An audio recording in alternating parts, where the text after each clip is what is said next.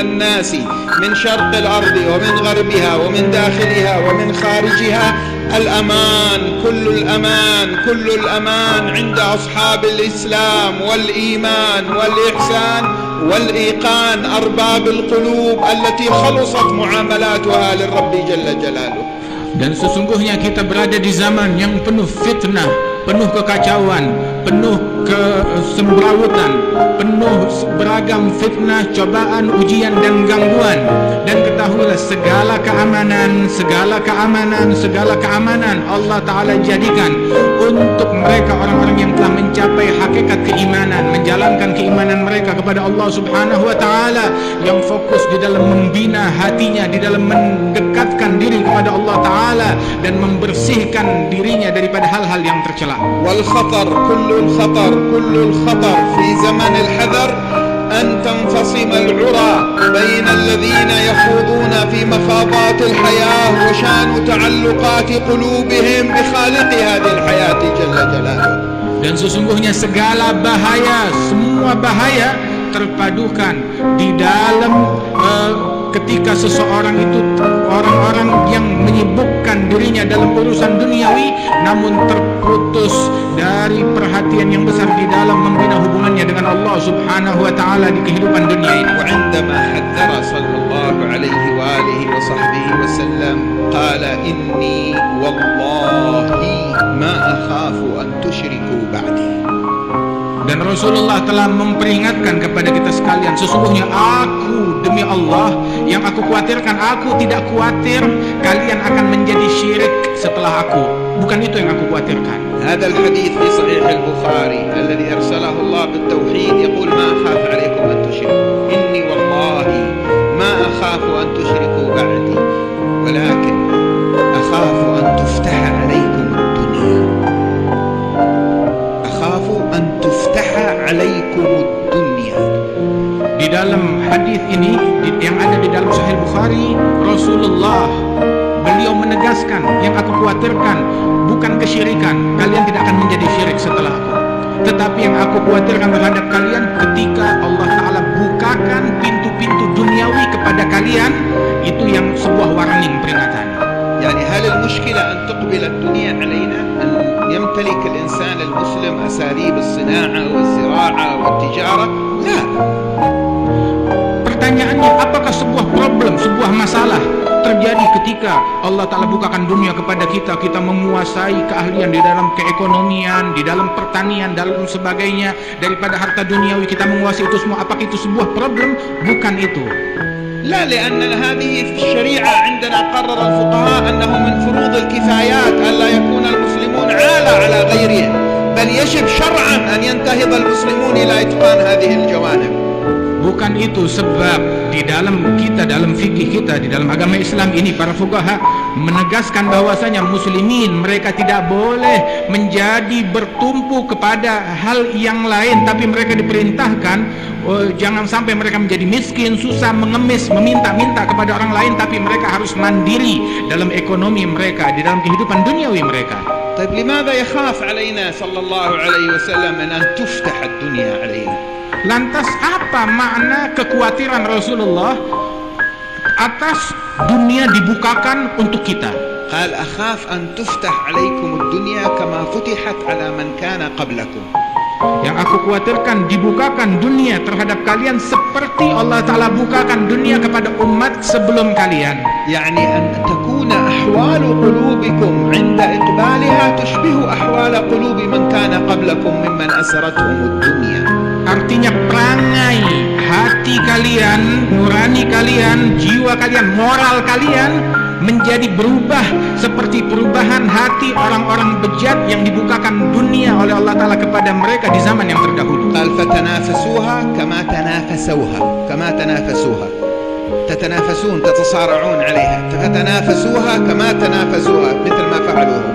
Mereka berlomba-lomba, orang dulu itu, umat sebelum kita ketika dibukakan dunia, mereka berebut, berlomba-lomba untuk mencapai dunia, dan kalian ikut-ikutan berlomba-lomba seperti mereka. فتهلككم كما أهلكتهم. Hingga Gara-gara dunia tersebut membuat kalian tercerai-berai, binasa, hancur sebagaimana menghancurkan umat sebelum kalian. وحذرنا نحن في جزيرة العرب لكننا لم نستوعب الدرس فقال صلى الله عليه وسلم إن الشيطان قد أيس أن يعبده المصلون في جزيرة العرب. Dan Rasulullah memperingatkan kami di Jaziratul Arab, di wilayah Timur Tengah. Nabi secara khusus mengingatkan kami, tetapi kami banyak dari masyarakat di Timur Tengah kurang faham dan tidak mengerti daripada peringatan Nabi Muhammad tersebut, kurang peka terhadap peringatan Nabi Muhammad, yang mana Rasulullah menegaskan sesungguhnya syaitan telah putus asa untuk disembah di Timur Tengah, di Jaziratul Arab. Bukan itu harapannya syaitan. ولكن في التحريش بينهم. Namun misinya syaitan bukan untuk disembah lagi, beralih misi, bukan untuk disembah di Timur Tengah, tetapi misinya syaitan adalah untuk menimbulkan keributan antara masyarakat, satu sama lain saling berkelahi, saling ribut. Itu misinya syaitan kini. التحريش يعني إثارة الفتنة بين الناس. هذا يذهب يتكلم عن آخر عند طرف، يذهب وينقل الكلام عند الطرف الآخر، أو يهيج هؤلاء على هؤلاء وهؤلاء على هؤلاء. هذا اسمه التحريش. Tahrish itu adalah memprovokasi orang lain, artinya dia ketika berbicara dia sampaikan berita dari sini kepada orang lain, atau namimah, dia ngadu domba agar ini kelompok ini dengan kelompok lain saling berkelahi, saling ribut, saling konflik. وكل تحريش حتى ينجح يحتاج إلى أمرين. Segala tahrish dan provokasi, walaupun itu berhasil, pasti akan terjadi dengan dua hal. نفس تستقبل التحريش، نفس تقبل التحريش. Yang pertama yang dibutuhkan untuk suksesnya provokasi, dibutuhkan nafsu-nafsu yang memang siap untuk menerima provokasi. وواقع ينقل بطريقة تحرك التحريش. Dan yang kedua yang dibutuhkan adalah sebuah kejadian, sebuah kasus, sebuah isu yang terjadi untuk isu itu digoreng dan dijadikan alat provokasi. وإذا كانت ندوتكم أو اجتماعكم هذه المرة حول الثوابت والمتغيرات وتبصر الدعاء في التعامل معها، فلاحظوا النفوس متغيرة والواقع متغير.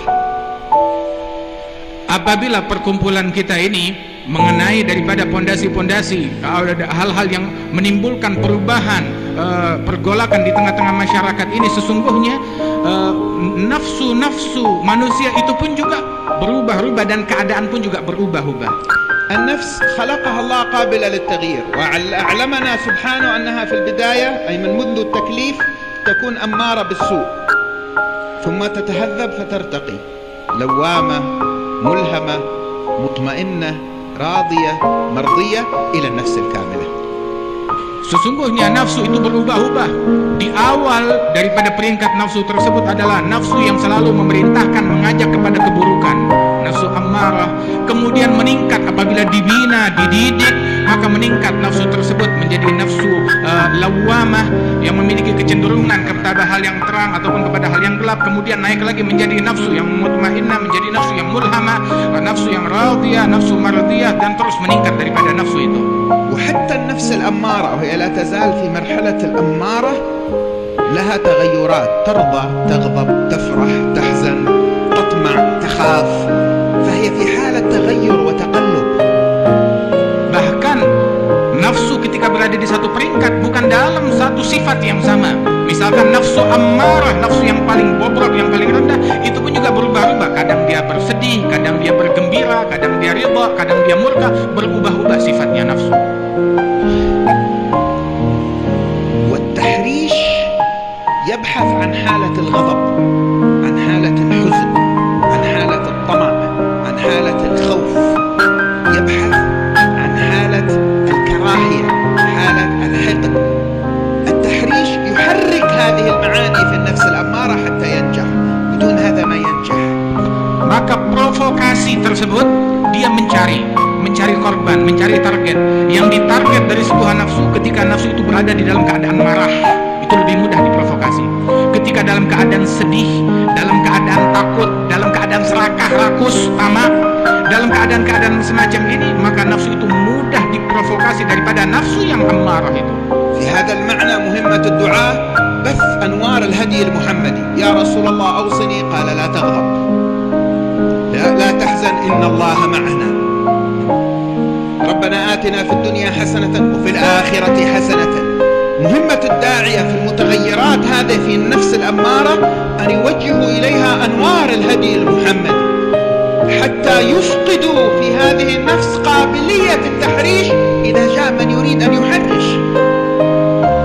Maka dalam makna ini ajaran Nabi Muhammad SAW memberikan binaan dan didikan kepada kita, terutama kepada para dai, para pendakwah. Mereka dididik untuk membina nafsunya tersebut dengan cahaya ajaran Rasulullah SAW. Datang di dalam Al-Quran, la tahzan innallaha ma'ana, jangan bersedih, sesungguhnya Allah Ta'ala bersama kita. Rasul memberikan nasihat kepada para sahabat, la taghdab, jangan kamu marah. Dan banyak lagi bimbingan-bimbingan dari Allah Subhanahu wa ta'ala, dari Rasulullah. Sebuah doa, Rabbana atina fid dunya hasanah wa fil akhirati hasanah, yang mana semuanya ini memiliki pengaruh besar di dalam pembinaan nafsu agar tetap teguh di jalannya Rasul sallallahu alaihi wasallam.